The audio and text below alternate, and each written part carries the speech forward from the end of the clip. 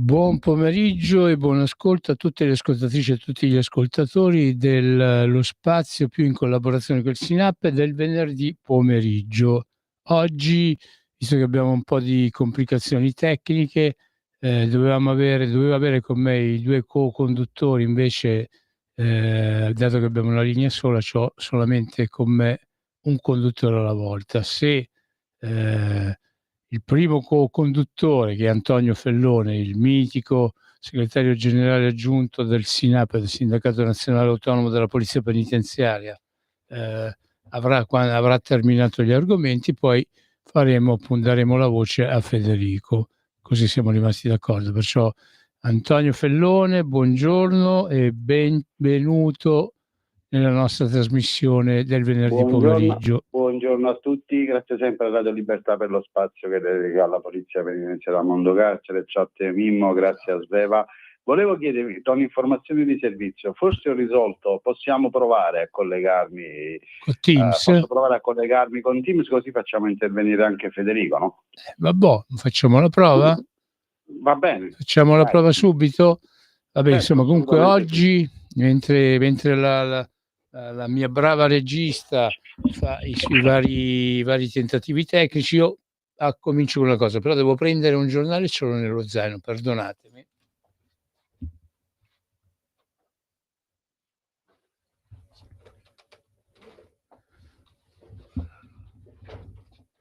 Eccomi, le nostre trasmissioni sono sempre molto battagliate o combattute o molto battagliere, insomma. Abbiamo sempre di questo, per esempio, Federico mi sgrida sempre, dice che devo essere più professionale. Io per l'appunto sono così, sono abbastanza, a parte che sono un boomer, dicono che sono diventato un boomer, sono diventato troppo vecchio, insomma, e su certe cose ancora faccio fatica a trattarle così, in maniera proprio spigliata, come fanno sia Federico che appunto Antonio Fellone. Volevo intanto che appunto la brava regista Sveva cerca di collegarsi appunto con Felloni con altri modi, perché sennò appunto dicevo prima che abbiamo solamente una linea telefonica disponibile, e questo grazie a tutti i finanziamenti che ci piovono dal cielo, ci piovono da potenze straniere. Noi per tanti anni durante le nostre trasmissioni del martedì e del venerdì parlavamo dei tanti rubli o copechi che ci arrivavano. Ecco, ma mi dice Sveva che abbiamo Fellone, Antonio. Ci sono, eccomi. Ma guarda che bello che Antonio, io pensavo che oggi accampavi le scuse che non volevi fare via Teams perché chissà che faccia distrutta che avevi da tutti i bagordi che fai ogni giorno a Roma, e invece Ci sono. senti, prima tu m'hai detto che appunto volevi, sia tu che anche Federico, mi avevate detto che l'argomento principe di oggi sarebbe stato quello di una certa fornitura che appunto è avvenuta o avverrà in quello che è la casa circondariale di Pavia. No, da quello che si legge in giro è avvenuta perché sono stati acquistati. Però io sono un po' arrabbiato. Spero forniti, ma acquistati sicuro. Ah. Beh, li hanno acquistati così, senza bandi, senza niente. Sai perché ti faccio questa domanda, Antonio? Perché giusto appunto sull'onda di questa notizia di stampa, io c'ho il giorno di giovedì 25 settembre che in prima pagina appunto dà la notizia: detenuti tra diritti e allarmi, 4 graziati da Mattarella, e poi sotto: nel carcere di Pavia distribuiti centinaia di preservativi per terapia fra virgolette. Dubbi dei sindacati, rischio sicurezza. Scusa, il rischio sicurezza qual è? Che i preservativi sono bucati? No, No, il rischio sicurezza c'è perché tu all'interno dei preservativi puoi occultare la qualsiasi, in sì? primis droga. quindi sostanze illecite all'interno, farle circolare all'interno degli istituti penitenziari. Quindi assolutamente, io da quello che ho potuto leggere apprezzo tantissimo la presa di posizione da parte del capo DAP e del DAP tutto, comunque con un comunicato a firma del capo DAP, del dottor Di Michele, il presidente Di Michele, perché dice proprio questo. Uno, comunque non c'è stato un confronto con l'amministrazione centrale. Certamente chi ha fatto questo provvedimento o ha agito in questo modo, comunque secondo noi doveva confrontarsi con l'amministrazione centrale. Due, ragazzi, ma non esiste che si spendono soldi per dello Stato per l'acquisto di preservativi da dare, giustificati per, se non ricordo male, per motivi terapeutici. Io non voglio entrare nel merito perché altrimenti poi magari si può essere accusati di omofobia o altro, assolutamente lungi da me dire e pensare certe cose. Noi la mettiamo solo e esclusivamente sulla questione della sicurezza. Ecco, e comunque introdurre all'interno degli istituti penitenziari altri mezzi per far sì che negli stessi continuasse poi a circolare sostanza stupefacente o d'altro, perché comunque questi i profilattici possono essere tranquillamente utilizzati per occultare qualsiasi altro tipo di sostanza. Quindi io credo, uno, sì, come diceva il DAP, per la sicurezza; due, c'è un mancato confronto, e tre, voglio dire, sono soldi dello Stato, cioè qualsiasi cittadino italiano si incazza se sa che i suoi soldi sono serviti per comprare preservativi ai detenuti. Perché uno, ripeto, col confronto. Antonio, perdona l'interruzione, ma il preservativo serve a prevenire malattie. Laddove vengano prevenute malattie è un risparmio per lo Stato. Poi anche i detenuti sono cittadini italiani, anche loro hanno il diritto a quello che è la sanità, diciamo la sanità Mimmo, italiana. No, ma io no, su una cosa sola non sono d'accordo, perché manca a farla apposta.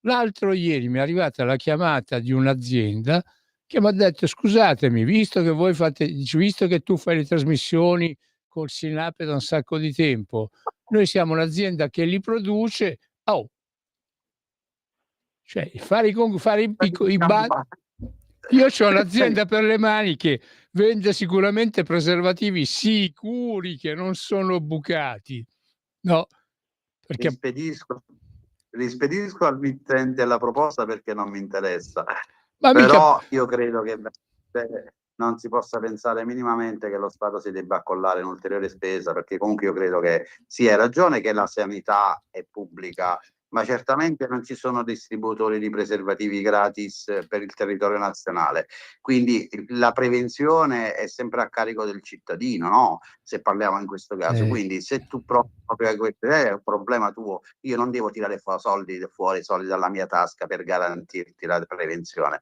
perché altrimenti dobbiamo fare un discorso a carattere generale, mettiamo a distribuzione di preservativi gratis su tutto il territorio nazionale, allora va bene, allora il discorso che fai tu non fa una piega, ma certamente non possiamo noi pensare minimamente che sulle spalle del cittadino italiano gravi pure la spesa e l'acquisto del preservativo per i detenuti, beh, anche no. potrebbe andare bene per chi c'ha un ISE basso, insomma, in fondo, ci No. sono chi c'ha l'ISE basso ha il diritto alla tessera per utilizzare i mezzi pubblici. Io credo che la gravità dei fatti stia proprio sul fatto che chi ha compiuto questa cosa non si è confrontato comunque con organi superiori, e parliamo di uffici provveditoriali, uffici dipartimentali, perché fino a prova contraria comunque l'amministrazione è gestita a livello centrale. Certamente noi non possiamo pensare minimamente che una cosa del genere possa passare, quindi non sta né in cielo né in terra, quindi Possiamo torniamo sulla chiedere, terra. possiamo chiedere se Federico è con noi, cosa ne pensa anche lui. Federico Beh, Carbonell, ci allora, prima sei? di tutto, Mimmo, ti devo tirare le orecchie perché qua ormai siamo alle comiche finali, cioè proprio dilettantismo puro, non è possibile, Mimmo, non è Perché? possibile, Perché? Che davvero. è successo? Cioè, condurre una trasmissione del genere, poi mi hanno chiamato e mi hanno detto, ma Mimmo che c'ha, sta bene? Se l'incontro io ho detto, no, ha bevuto qualche bicchiere di troppo, di sicuro. No. E comunque questo è Radio Libertà, poi è ovvio che ci staccano le linee, perdiamo pezzi, la tettoia cade, piove dal tetto. Lo studio di amianto purtroppo non ce l'abbiamo più, era una sicurezza visto i tempi che corrono, a meno se una volta colpiti non avremmo preso fuoco. Ma torniamo al problema. E io personalmente non sarei contrario, perché purtroppo sono cose che succedono con sempre maggior frequenza. Qual è il vero problema? Stamattina ascoltavo Radio 24, c'era il capo di un famoso sindacato autonomo di polizia penitenziaria che purtroppo si esprime molto molto male. Leone di Lernia in confronto, insomma, ha una dizione e una dialettica, e i fu Leone di Lernia, che salutiamo ovviamente, rispetto a quest'uomo qua che dovrebbe rappresentare, insomma, le donne e gli uomini della polizia penitenziaria. Allora, sono cose che accadono. A Pavia c'era stato anche l'allertamento perché alcuni detenuti sottraevano i guanti elastici dall'infermeria e tagliavano le dita, insomma, dei guanti e li usavano come preservativo artigianale. Il problema è che questo accade in un carcere che va letteralmente a rotoli, cioè Pavia purtroppo è disastroso, scarica addirittura su tutti gli altri carceri della Lombardia le problematiche, perché Pavia è stato il carcere che ha avuto la rivolta più forte, più tremenda del nord Italia, oserei dire, non solo della Lombardia. Pavia invia in tutti i carceri detenuti che insomma arrivano da San Vittore e a Pavia diventano totalmente ingestibili, c'è qualche problema grave. Quindi mi dicevano che a Pavia ci sono, Federico, mi dicevano che a Pavia c'è il più alto numero di detenuti psichiatrici. Risponde al vero? Chissà perché? No, ma penso di sì, perché chissà cosa accade. A Pavia l'età degli uomini e donne della polizia penitenziaria che ci lavorano è molto giovane, perché chi può scappa. Cioè, la gestione è disastrosa. Mi dispiace dirlo, però è una cosa segnalata da tutte le sigle sindacali che sono a Pavia. Questo va detto, assolutamente. Quindi fosse stato in un carcere gestito bene, ancora uno può capire. Sono cose che succedono, purtroppo sì. Qual è il vero problema? Mi auguro che tra l'altro siano stati comprati alla frutta, un po' alla banana, alla fragola, alla menta, se no sai che tristezza, a parte le battute. Il vero problema è che l'atto sessuale, insomma, non va bene, è contrario al regolamento. Spesso e volentieri non è un atto sessuale così, è una violenza, ok? Quindi perché bravo, che ci sono stati le dei casi sigle sindacali dovrebbero spiegarsi bene invece di mandare fenomeni in radio a dire cazzate? Non è il nostro caso mio di Antonio Fellone. Qual è il problema? Che vista così pare quasi un'istigazione alla violenza sessuale, ok? Ecco qual è il problema, cari amici a casa. Per la spesa poi penso che su Amazon li trovi a pochi soldi i preservativi. Mi auguro che la direzione abbia speso poco e rendi conti ciò che ha speso, visto che è una casa circondariale del Ministero della Giustizia, un ente pubblico, quindi come cittadini e soprattutto come lavoratori abbiamo diritto a sapere quanto ha speso la direzione, e una motivazione che non può essere terapia, perché allora, visto che ci siamo, andiamo a comprare la marijuana, portiamola in carcere, facciamo terapia e gli facciamo fumare anche le canne. Scusate, prendiamo il tè alla marijuana che lo vendono, o le torte alla marijuana pure che vendono ai negozi di Zia Maria, ecco, ora faccio pubblicità occulta, e diamoli. Che cavolo vuol dire terapeutico? È un problema la sessualità in carcere? Sì, assolutamente è un problema. Avvengono alcuni atti sessuali in carcere tra detenuti, e soprattutto tra detenute? Sì, avvengono, ma sono contrari al regolamento e spesso e volentieri sono dei reati, sono violenze sessuali. Io ricordo che qualche mese fa a Genova Marassi è accaduto questo, è successo il finimondo, e chi è andato a pagare, ora non so come è andata a finire quella storia, sono le donne e gli uomini della polizia penitenziaria, perché magari poi si istiga ad avere comportamenti del genere, distribuendo preservativi a pioggia, facendo alcune politiche che mirano a devastare la sicurezza all'interno delle carceri. Poi quando succedono i fatti, chi è che paga è sempre l'ultimo. Ecco, allora questo non può essere, questo non può e non deve essere. Purtroppo sembra che la razza a Pavia sia proprio questa. Ecco perché arriva la condanna dei sindacati, delle donne e degli uomini della polizia penitenziaria. Non si può istigare la gente a delinquere. È detta così, in un luogo chiuso, in questa maniera qua, ci si va a nozze, ecco, tanto per... penso e spero di essere stato chiaro. Posso precisare una cosa? Perché spieghiamolo perché è un reato fare sesso nelle prigioni, perché la prigione è un luogo pubblico, perciò praticamente laddove uno fa fa un'azione sessuale, fa un comportamento mette in atto un comportamento che è un reato, perché appunto, come c'è proprio il reato nel codice penale che appunto in pratica prevede atti osceni in luogo pubblico. Appunto la No, ma galle Mimmo, il vero problema è un altro, che è molto facile che diventi una violenza sessuale. Quello sì che è reato, ok? Ne accadono pure troppe all'interno dei carceri italiane di queste cose, sia che vengono denunciate e scoperte, sia che non. Il sottoscritto purtroppo più volte ha visto, vi racconto una storia, la prendo così, che c'era un detenuto omosessuale non dichiarato che andava in giro a pagare con i tabacchi a detenuti giovani per avere rapporti sessuali con loro. Questa è istigazione alla prostituzione a casa mia. Purtroppo sono tutta una serie di reati, sia che una persona lo costringi, sia che la compri. La prostituzione in Italia sappiamo benissimo che non è legale, figuriamoci all'interno delle mura. Ecco, allora si va magari a colpire la gente fuori che fa queste cose e poi all'interno di un carcere tu vai a istigare un comportamento del genere, perché questa è la cosa, il problema. Io voglio anche correggere il signore che stamattina era su Radio 24 a dire cose che affermava che gli omosessuali sono separati dal resto della popolazione detenuta. Negativo passo, non è vero. Gli omosessuali, se non hanno problemi con il resto della popolazione detenuta, sono con gli altri carcerati, normalmente, tranquillamente. Ce ne sono? Sì, ce ne sono e come. Ecco, ce ne sono e come. Ma questo non vuol dire che se uno è omosessuale si deve fare un'intera sezione o viceversa. Cioè, non è un'educazione sessuale quella che ha fatto la direzione di Pavia, semplicemente ha fatto cadere a pioggia dei preservativi. Vedremo cosa succede. Purtroppo quello che accade a Pavia è preoccupante da anni in generale. Questa cosa qua è l'ennesima ciliegina sulla torta. Forse mi auguro che sia la goccia che fa traboccare il vaso. Io voglio dare la solidarietà alle donne e agli uomini della polizia penitenziaria che sono costretti a subire tutto questo, costretti a lavorare in un carcere che ha record di aggressioni, record di ogni evento critico, record di mala gestione. Pavia davvero in Lombardia è un unicum. Penso che nessun istituto penitenziario della Lombardia arriva ai livelli di Pavia per mala gestione.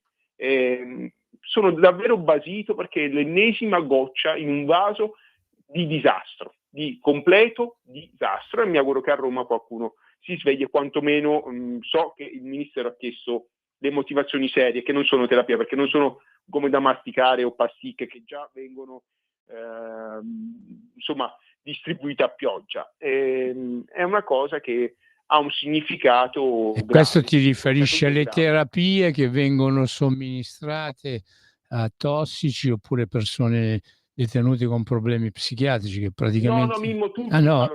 Allora facciamo sta cosa che il Ministero della Giustizia imbottisce i detenuti. No, negativo passo.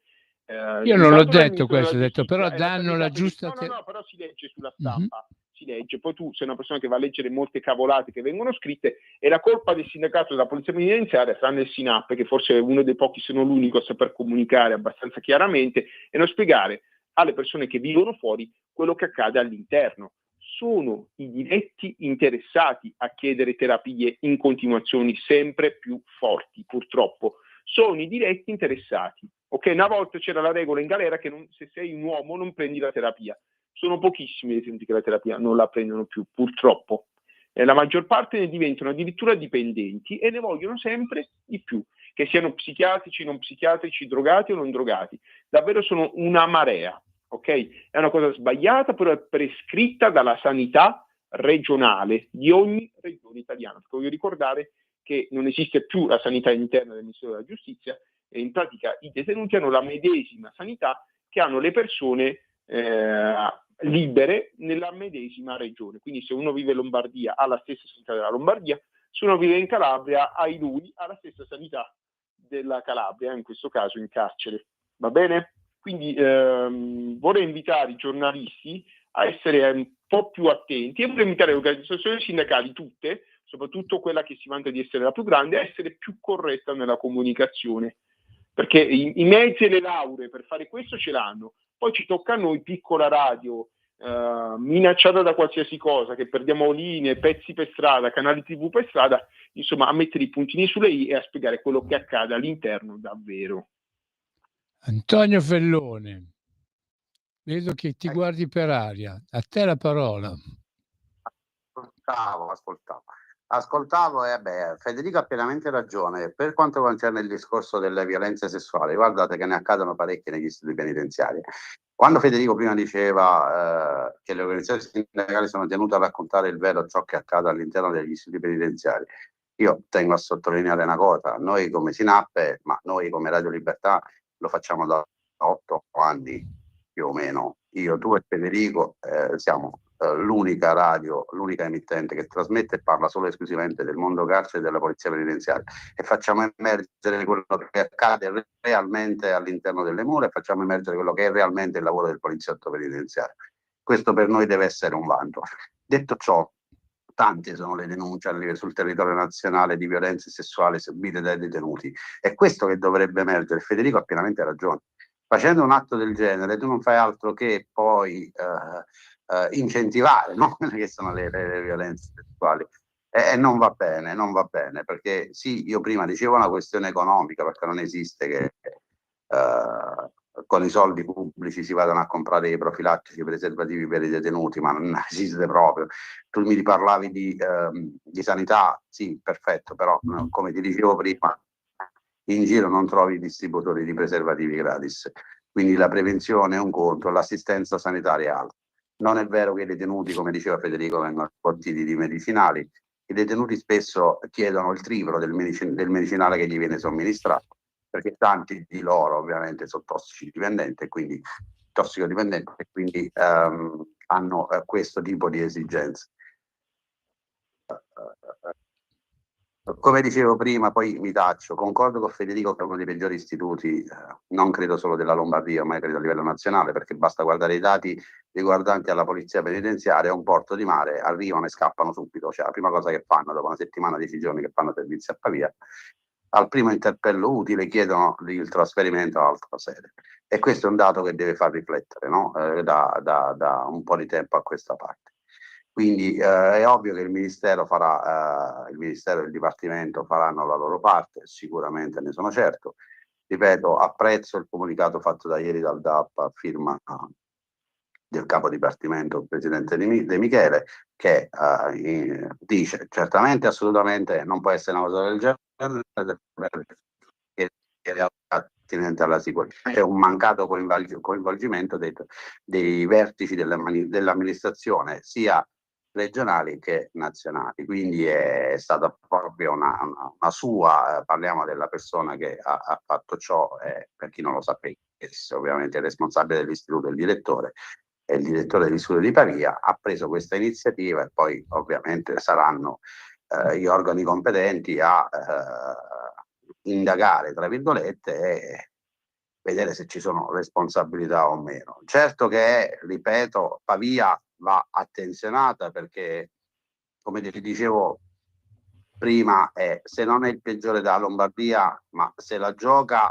assolutamente come il peggiore d'Italia, perché gli istituti vanno seguiti e valutati, e soprattutto è un calcolo.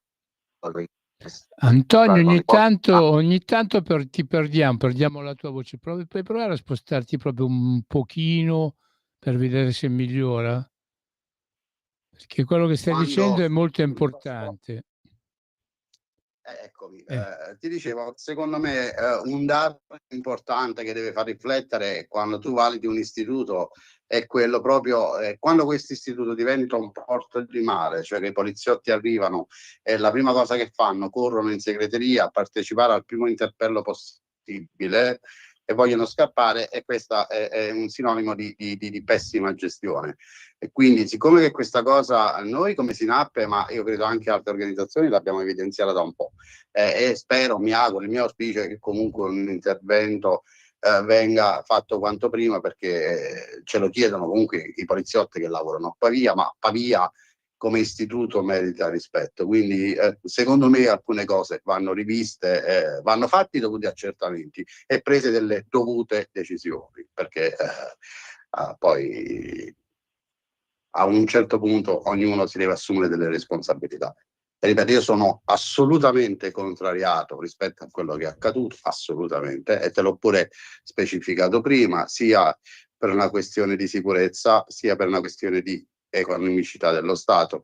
E poi, come aggiungeva Federico e io sottoscrivo, si incentiva la violenza all'interno degli istituti penitenziari, perché ripeto, questi sono dati che chi non conosce il carcere non può sapere, sono notizie che chi non conosce il carcere ovviamente disconosce. Effettivamente le aggressioni, le violenze sessuali tra detenuti sono all'ordine del giorno.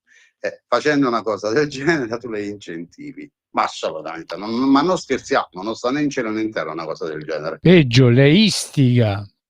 L'istigazione a un reato è una cosa grave, insomma, che non dovrebbe accadere da chi invece rappresenta l'istituzione, giusto? Bravissimo, bravissimo, assolutamente, mi trovo pienamente d'accordo. Siamo arrivati alla prima metà della trasmissione. Diamo un piccolo stacco pubblicitario e poi ricominciamo. Grazie, pubblicità. Stai ascoltando Radio Libertà, la tua voce libera, senza filtri né censura. La tua radio.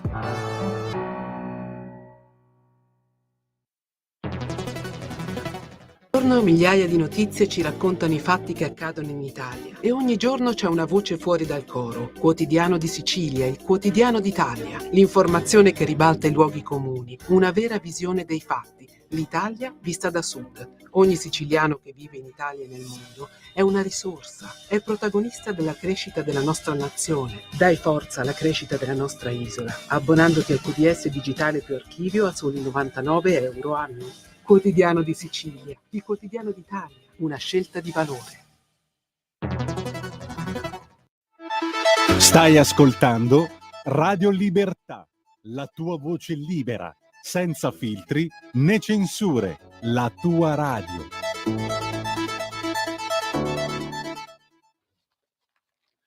Rieccoci, siamo sempre su Radio Libertà, questa è sempre la trasmissione del SINAP, del Sindacato Nazionale Autonomo della Polizia Penitenziaria. Stavamo appunto parlando di quello che è accaduto nella casa circondariale di Pavia, con questa bella trovata della direzione del carcere che appunto ha deciso di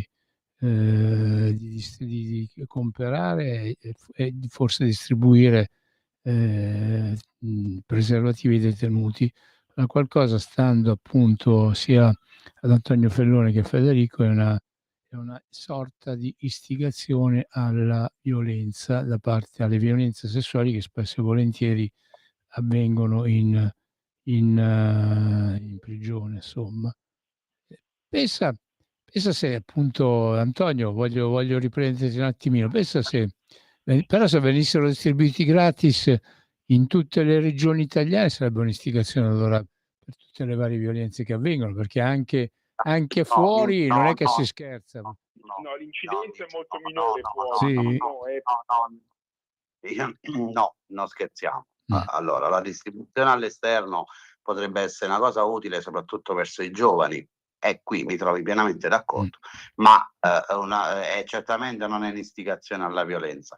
Il problema principale tu te lo ritrovi, perché ripeto, noi dobbiamo parlare con dati alla mano, non possiamo parlare giusto per dare fiato alla bocca. I dati ci dicono che comunque negli istituti penitenziari sono tante le violenze sessuali che subiscono i detenuti più deboli. Fidati Mimmo che è così.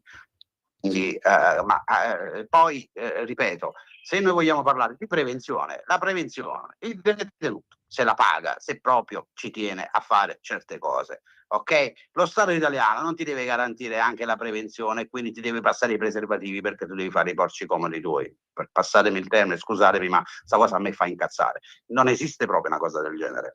Al massimo si potrebbe pensare, sempre coinvolgendo l'amministrazione centrale, sempre comunque con degli accordi, con comunque dei confronti, perché non mettiamo in secondo piano la sicurezza, quindi è un qualcosa che per me non potrebbe mai essere. Al massimo puoi pensare di poter autorizzare l'acquisto, chi vuole se li compra, ma non assolutamente deve essere lo Stato italiano a passare queste cose ai detenuti. Non scherziamo proprio, perché altrimenti siamo arrivati alla fine. Ora hai sollevato una curiosità, ma perché uno, se vuole un detenuto italiano, se vuole non se li può comprare? Gli è proibito l'acquisto? Assolutamente no.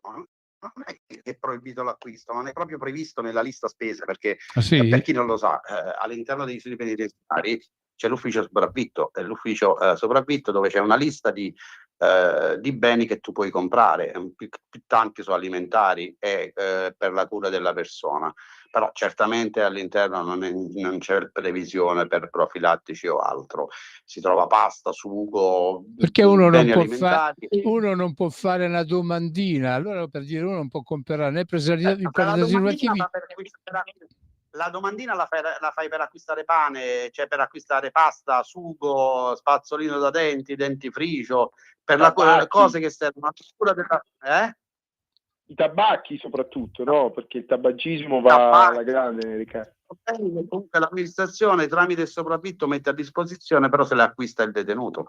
Ok, ma certamente non possiamo pensare di prevedere all'interno dei beni i preservativi, non scherziamo, ma nel rispetto di persone che comunque sono vittime di questa storia, quindi no, nel rispetto e nella dignità ne vale anche per i nostri colleghi che lavorano in prima linea nei reparti detentivi. Cioè ragazzi, veramente fermiamoci un attimo tutti e facciamo una riflessione seria, perché secondo me si sta andando proprio oltre. Qua stiamo facendo passare chi ha sbagliato per dei santi e chi ha subito dei danni li stiamo facendo passare in terzo piano, quindi assolutamente neanche secondo, per me terzo, perché si sta andando veramente oltre, ma oltre ogni limite, perché ci dobbiamo sempre ricordare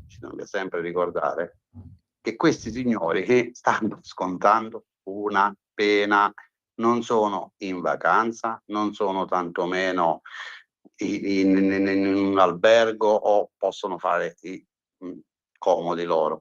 Ok, quindi rispetto per chi ha subito danni da queste persone e per chi lavora con dignità all'interno degli istituti penitenziari. Cioè, non facciamo passare il buono per il cattivo e il cattivo per il buono, perché io credo che si stia andando verso questa direzione ed è un qualcosa di veramente triste.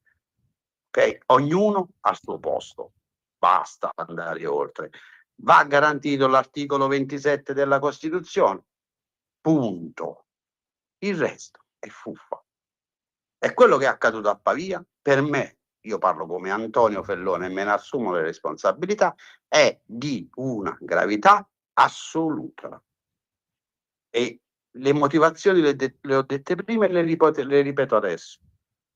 Per una questione di economicità dello Stato, per una questione di sicurezza, e 3, aggiungo, perché l'ha detto Federico e io l'ho sottoscritto prima e lo ribadisco adesso, perché secondo me si incita un certo comportamento, si istiga, come dicevi tu, un certo comportamento. Quindi io spero, ma ne sono certo, conoscendo chi deve intervenire, che un intervento già c'è stato, una presa di posizione del DAP c'è stata con un comunicato ufficiale, non era scontato, quindi chi è preposto ad intervenire interverrà, chi è sbagliato poi se ne assumerà le responsabilità, punto, perché qua non è che ci svegliamo la mattina ognuno di noi e si sente Gesù Cristo, può fare quello che vuole, cioè voglio dire, ci sono delle regole, ok, queste regole vanno rispettate, perché se non le rispettiamo prima noi, che dobbiamo garantire la sicurezza all'interno e all'esterno degli istituti o dobbiamo dirigere gli istituti penitenziari, come possiamo pretendere che le regole le rispettino chi è all'interno di un istituto penitenziario del detenuto? Caro Antonio, e qua ti interrompo perché è tornata in uso un'altra linea. Abbiamo sì, abbiamo un ascoltatore. Sentiamo che c'è da dire. Buongiorno, chi sei, da dove chiami? Buonasera a tutti, Lisetta. Buonasera Lisetta, prego. Allora, mi faccio tirare dietro qualche maledizione adesso con quello che sto dicendo. Prego. Allora, io sarei dell'idea di ripristiniamo la leva per insegnare ai giovani. E allora purtroppo soffiano venti di guerra, un po' ovunque anche in Europa mi sembra, no? Sì. Dispiego di uomini lungo i confini e scudo aereo. Siamo tornati ai tempi della guerra fredda e della cortina di ferro. bombardamenti e raid di droni con morte e distruzione, sembra, no? E allora, cosa serve il soldatino armato di schioppetto? È palese che oggi la guerra è tecnologica, con mezzi sempre più sofisticati. Vogliamo ripristinare la leva? Potrebbe essere un modo per insegnare a certi giovani, senza fare d'ogni erba un fascio, il senso del dovere, della disciplina e del rispetto reciproco che spesso viene a meno. Ovviamente, ragazzi, il tutto per un periodo massimo di 6 mesi e senza ricorrere al manganello. Tutto qua. Grazie, Buonasera grazie e Elisetta. buona giornata anche a voi. Grazie. Federico e Antonio, ma praticamente se ci fosse un ritorno alla leva obbligatoria, si potrebbe anche utilizzare questi giovani all'uso dei sistemi antidroni, che appunto tu prima dicevi che per una questione di sicurezza i preservativi in prigione non ci possono venire perché non ci può mettere chissà che cosa. Ma visto che quotidianamente abbiamo le prigioni italiane che vengono usate come aeroporti di atterraggio per rifornire merci varie, si potrebbe fare un discorso del genere. Mimmo, no, senza No. discorsi e cose. Quando c'era il servizio militare obbligatorio, amici a caso, dovete sapere che il disciolto corpo degli agenti di custodia della polizia penitenziaria avevano un'aliquota di leva, cioè c'era il servizio militare all'interno prima degli agenti di custodia e poi della polizia penitenziaria. Abbiamo tantissimi vecchi che ora sono assistenti o ufficiali della polizia penitenziaria che hanno iniziato come ausiliari di polizia penitenziaria e il loro lavoro, anche seppur limitato, era preziosissimo perché il loro compito principale era l'area esterna, cioè tutte le garitte dei muri di cinta erano tutte presenziate grazie appunto al servizio ausiliarie di militare obbligatorio all'interno della polizia penitenziaria. Quindi non era solo in marina, aeronautica, carabinieri ed esercito come nel corpo degli alpini dove l'ho fatto io, c'era anche nei carabinieri, nella finanza, c'era anche nella polizia penitenziaria ed era un servizio utilissimo. Voglio ricordare a tutti gli amici a casa che in Italia il servizio militare è obbligatorio, lo prevede l'articolo 52 della Costituzione che è stato semplicemente sospeso. La sospensione è incostituzionale perché l'articolo 52 della Costituzione lo cita chiaramente: il servizio militare è obbligatorio, la difesa della patria è un sacro dovere del cittadino. Andatevelo a leggere. Io mi ricordo quando sono stato arruolato che c'era nella caserma a Bologna dove feci le visite questa enorme scritta articolo 52 nei muri, però mai nessuno ha ricorso contro la sospensione del servizio militare che, rammento, per la Costituzione italiana è obbligatorio. Purtroppo, cara Lisetta, viviamo in un paese in cui il manganello, la forza ci vuole, perché è un paese di furbi. Noi siamo l'unico paese d'Europa che abbiamo la Guardia di Finanza, cioè un corpo militare per far pagare le tasse alle persone, perché altrimenti manco quello pagherebbero.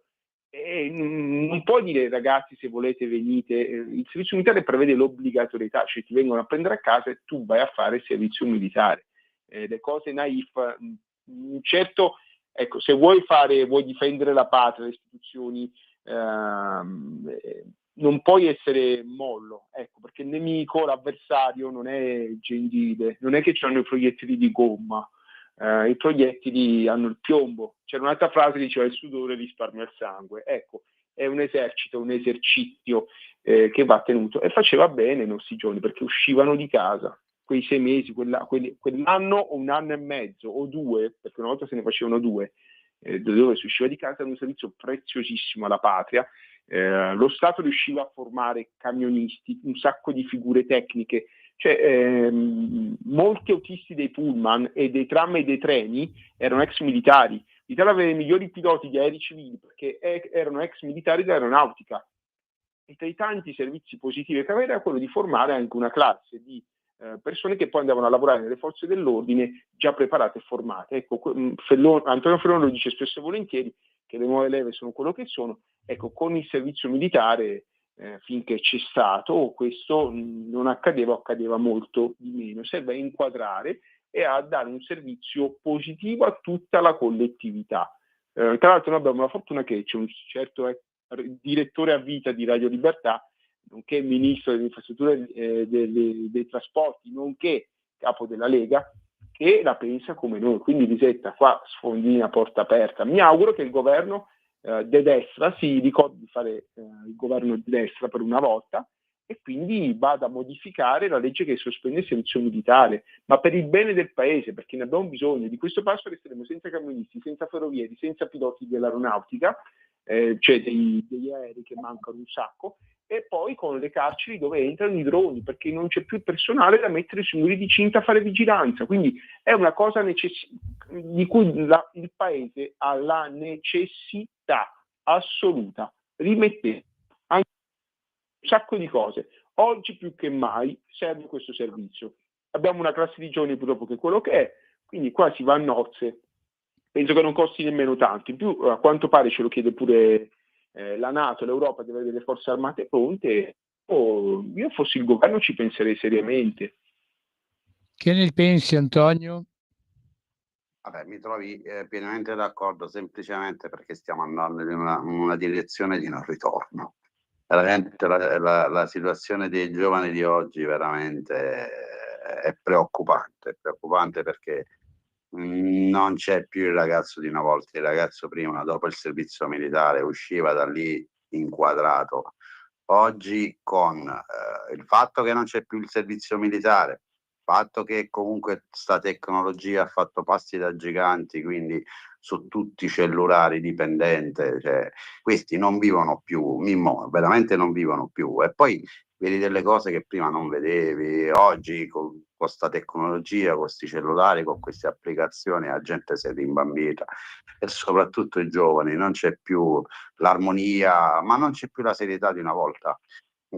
Non c'è più l'educazione. Io ieri sera ho ascoltato Porta a Porta con il dottor Vespa, c'era l'Amatone, ci stava Maggi che è un deputato di Più Europa, e praticamente dovevano parlare degli incidenti che ci sono stati a Milano, dell'assalto alla stazione centrale che ha visto partecipare a autonomi, appartenenti ai centri sociali e tanti Maranza.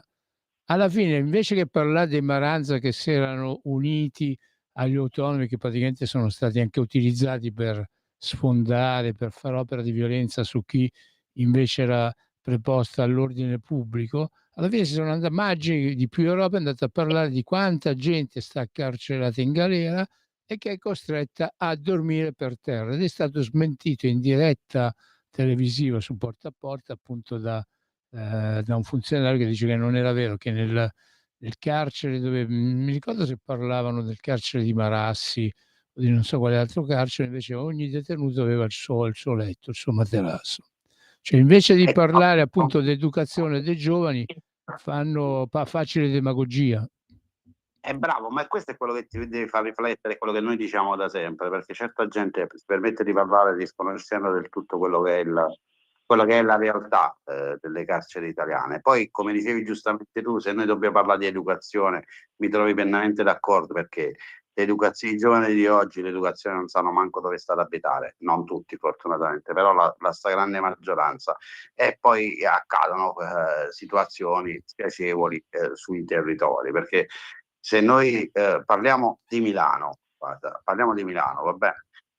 Milano ha l'istituto Beccaria, che è l'istituto più sovraffollato, tra virgolette, più alto sovraffollato no, perché fortunatamente c'è attenzione su questo, però ha un altissimo numero di detenuti, tutti ragazzi giovani che non hanno educazione, non hanno assolutamente educazione, fanno danni sul territorio, quindi questo deve far riflettere. Se si ritornasse a prima, magari col servizio di leva obbligatorio, lì io ho avuto la fortuna e l'onore di fare il carabiniere ausiliare, che poi bene o male è la stessa cosa, perché comunque ho dovuto fare 3 mesi di corso e ho fatto 9 mesi nei carabinieri, e sappiamo bene com'è nei carabinieri, quindi non è stata una passeggiata, e anche lì ho imparato tanto, ho imparato a fare i sacrifici, sono cresciuto.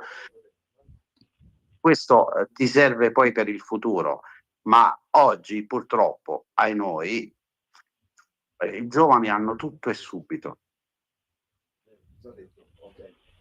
I sacrifici. Perché magari una volta tu per avere un qualcosa dovevi fare i sacrifici, Mimmo. Oggi no, oggi è colpa anche nostra, attenzione, colpa anche di noi genitori moderni, perché quei genitori di una volta o filavi o filavi, o filavi o filavi. Oggi concediamo tutto, ripeto, la responsabilità è soprattutto nostra. Però in questo caso io convengo e ribadisco quello che ha detto Federico prima, ci vorrebbe la leva obbligatoria un'altra volta, perché lì veramente si capisce perché tu se fai un confronto tra i colleghi giovani di qualche anno fa e i colleghi giovani di oggi ti arrivano tanti che non sono passati dall'esercito e la differenza è enorme tra un collega che arriva dall'esercito e un collega che arriva dalla vita normale, dal civile, diciamo, no? Perché lì si dice o esercito o civile. La differenza è enorme. Quello che ti arriva dall'esercito è già inquadrato, ma anche nei comportamenti. Il ragazzo che non ha mai fatto nulla prima ha un modus operandi e comportamentale completamente opposto. E fa tanto, Mimmo, fa veramente tanto. Quindi su questo bisognerebbe riflettere e lavorarci, perché serve un po' a tutti. E c'era Simonetta Matone, che appunto è stata un ex magistrato, che adesso è una parlamentare della Lega, che infatti praticamente ha detto qua in effetti bisogna ritrovare, bisogna ridare attenzione ai giovani, io sto sintetizzando, bisogna appunto dare attenzione ai giovani, bisogna anche trovare, dargli delle giuste indicazioni, dei giusti indirizzi. Cioè qua praticamente tiriamo tutti quanti a campare invece e soprattutto manca la partecipazione, la presenza delle famiglie. Tanti È quello che ti dicevo io, sì, sì, sbagliamo tanto noi genitori, sì. ma il primo a riconoscerlo sono io. I nuovi arrivati dicono che praticamente l'educazione deve essere data ai giovani dalla scuola. No, la scuola non la scuola è un rafforzativo. L'educazione la deve dare il genitore, ma qui non si tratta neanche di educazione, Mimmo, perché io credo ognuno di noi poi per i propri figli cerca di trasmettergli i valori giusti, attenzione, qua non... Il problema è un altro, che rispetto a qualche anno fa magari ripeto, io me la prendo con la tecnologia, io me la prendo con i media che purtroppo ai noi spesso trasformano ragazzi in mostri. Perché qualche anno fa tu, io, che magari Federico, anche se non è tanto dato quanto te, è vicino a me perché siamo giovani, e Federico, però la situazione era leggermente diversa, no? Che da ragazzino ognuno di noi, poi ripeto, dipende sempre dai genitori, però io tra virgolette temevo mia mamma, no? Io purtroppo ho avuto la sfortuna di perdere mio papà che avevo 3 anni e mezzo, quindi posso parlare di mia mamma e ne parlerò sempre bene, semplicemente perché fortunatamente è riuscita a darmi un'educazione e io la ringrazierò per tutta la vita, perché veramente mi rende orgoglioso. Prima per noi era dura e dovevi fare i sacrifici per ottenere qualcosa. Oggi, i ragazzi di oggi, purtroppo ai noi, e ripeto, la responsabilità è anche, soprattutto nostra, noi genitori. Basta che aprono bocca e tutto gli viene dato. Quindi da qui bisogna partire, perché secondo me il troppo storpia. Ci vorrebbe una via di mezzo, non come prima, che diciamo era troppo, ma oggi il troppo è dal lato opposto, quindi bisognerebbe trovare una via di mezzo. E il servizio militare, assolutamente, ditemi dove devo firmare, perché serve a formare questi ragazzi. Serve a formare, per esempio, Valditara ha fatto una cosa bellissima quest'anno. Gli ha tolto i cellulari. Sì. Io lo vedo con mia figlia, Mia figlia in passato ogni tanto ti mandava quel messaggino per dirmi sparita. Le tue ore te le fai a studiare in classe e ad apprendere via i cellulari. Quindi un plauso al ministro Valditara, e non perché siamo di parte che è della Lega, però questa è stata una grandissima cosa, perché spesso parlo con altri colleghi, amici che hanno i figli a scuola e tutti mi hanno detto la stessa cosa. la stragrande maggioranza degli italiani che sono genitori sono veramente contenti di questa decisione, perché per 5-6 ore togli questi cavoli di cellulari, questa tecnologia dai ragazzi e li riporti nuovamente nella vita reale, perché è quello che noi abbiamo perso. Ma anche noi adulti, Mimmo, Sì. quando ti capita di andare in un ristorante, Mimmo, su 100 persone che sono sedute a tavola, 85-90 sono al cellulare. Cioè si è perso tutto. Federico lo sparacazzate, pensa un po' cosa ci dobbiamo sentire dire noi da Antonio Fellone, che per farci un ragionamento completo dobbiamo stare lì ad aspettare che finisca di fare 300 telefonate. È il pure che dice cornuto all'asino. Federico, rinnova tu allora l'invito a quello che può essere. Noi qua da questa trasmissione No, posso dire una cosa, ce ne inventiamo sempre. Che ora sia Nanni Moretti con la canna in bocca che diceva a D'Alema in TV, c'è la famosa scena, no, che c'è Nanni Moretti che si fuma questo cannone e guarda un dibattito tra Berlusconi e D'Alema. E D'Alema zitto, basito, muto, Berlusconi lo stava facendo nero. E Nanni Moretti come faceva diceva: di qualcosa di sinistra, di qualcosa anche di destra, basta che dici qualcosa. Allora, in questo caso fate finta che sia io che mi fumo il cannone, che guardo il governo e dico: fa qualcosa di destra per una volta, fate qualcosa di destra, mettete il servizio militare obbligatorio, ne ha la necessità il paese civile per educazione e poi soprattutto per il bene che faceva. Ribadisco, camionisti, piloti d'aereo, macchinisti, anche i medici. Sì. Io l'ortopedico che mi ha operato 2 mesi fa ha fatto anche lui era l'ufficiale medico. Ma tantissimo, cioè ha fatto il servizio militare, ha dato l'ossatura al paese dal 1861, anzi da ancora prima, dove era una tragedia vedere i figli partire, però ha creato la classe media e anche dirigente del paese. È obbligatorio, voglio ricordare, per Costituzione, è incostituzionale la sospensione. Il governo faccia qualcosa di destra, lo rimetta anche 6 mesi, però torniamo a formare i nostri ragazzi per la società del domani, se ancora vogliamo costruire qualcosa nel paese. Se poi invece vogliamo fare come la sinistra, come dice Del Rio, no, e tanto i nostri figli non li fanno, dobbiamo accogliere tutti perché saranno loro gli italiani del futuro, chiudiamo tutto, apriamo i porti e continuiamo a fare arrivare perché ci penseranno loro. Però se vai in Egitto, se vai in Tunisia, il militare là è obbligatorio e ti fanno pure il mazzo, chissà perché. Evidentemente, quindi nei paesi dove il militare è obbligatorio, la società, soprattutto la classe maschile, è un po' più sana, quindi il governo per una volta fai qualcosa di destra, va bene? Voglio salutare anche Riccardo Maggi che è un radicale, voglio ricordare a tutti che il Partito Radicale in Italia lo paghiamo noi, questi fanno gli europeisti col nostro sedere, costando 12 milioni di euro alla Camera e al Senato, Radio Radicale, senza bando. Siccome l'Europa prevede i bandi, abbiamo messo all'asta le spiagge, i mercati, qualsiasi cosa, persino il trasporto pubblico e l'immondizia abbiamo messo all'asta. Questi vogliono pure mettere all'asta l'acqua pubblica, l'acqua che dovrebbe essere la nostra. Ecco, vada all'asta anche il servizio radio di trasmissione parlamentare e non è giusto che il partito che pretende di fare l'europeista con il nostro sedere sia al di fuori e al di sopra delle leggi. Siamo uno Stato di diritto, vada all'asta anche la trasmissione e quindi venga fatto un bando anche per Radio Radicale. È una cosa vergognosa. Io davvero mi straccio ogni volta le vesti. Basta, così è facile fare l'europeista. E questa è la gente che poi ci becchiamo, tra cui anche Riccardo Maggi, che è la gemmazione più Europa del Partito Radicale, lo sappiamo tutti. Grazie Federico. Allora, siamo arrivati al termine del nostro tempo.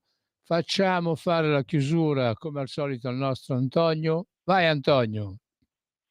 Eccomi, allora no, ci tenevo a dire una cosa, sì, effettivamente io il telefonino lo uso solo però dalle 8 del mattino fino alle 2 di notte, poi mi fermo. Detto questo, lo uso semplicemente per lavoro perché sono uno che non sa dire di no, rispondo a tutti, cerco di parlare con tutti perché è il mio lavoro e quindi ci sta, abbiamo il cellulare, lo dobbiamo usare, ma noi per lavoro e purtroppo i ragazzi lo usano per fare altro. Antonio, chiudi. Sto chiudendo. Come dico, sempre grazie a Radio Libertà, grazie a Sveva, alla regia, grazie a te Mimmo, grazie a Federico che è intervenuto dall'altra parte della Brianza. Noi ci vediamo venerdì, come dico sempre, viva la polizia penitenziaria, viva il SINAP e Mimmo, ti voglio dire una cosa, ti sto guardando, sai che ti vedo più giovane? Ti sei truccato oggi? Sì, sì. Buona giornata a tutti, viva il SINAP e viva la polizia penitenziaria. E vive la Brianze!